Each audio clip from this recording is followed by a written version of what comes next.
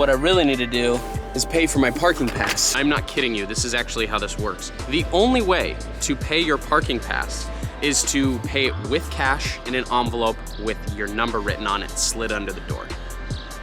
I'm not kidding.